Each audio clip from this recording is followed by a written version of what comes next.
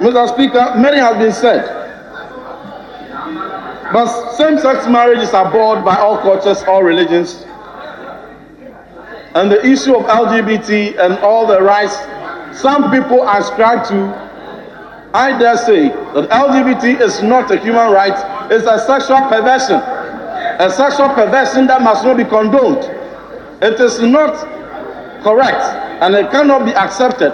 It is most absurd for one to be allowed to choose to sleep with a tree, to sleep with an animal, or to sleep with anything at all in the interest and under the guise of human rights. That is not human rights, that is sexual perversion. Sex is assigned at birth, and that is the context of gender we are talking about. There is no one that does not have XX chromosome as a woman or XY chromosome as a man. There is no middle ground.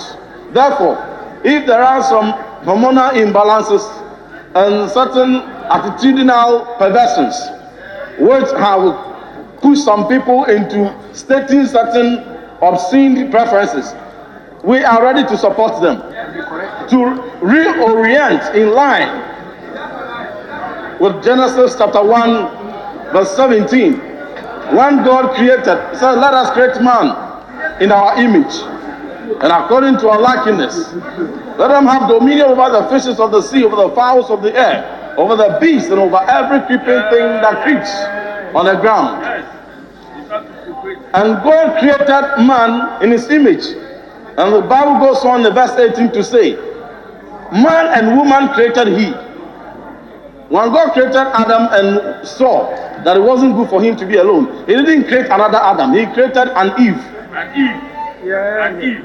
There was no Eve and Eve, and there was no Adam and Adam. And there will be no attempt to pervert this course.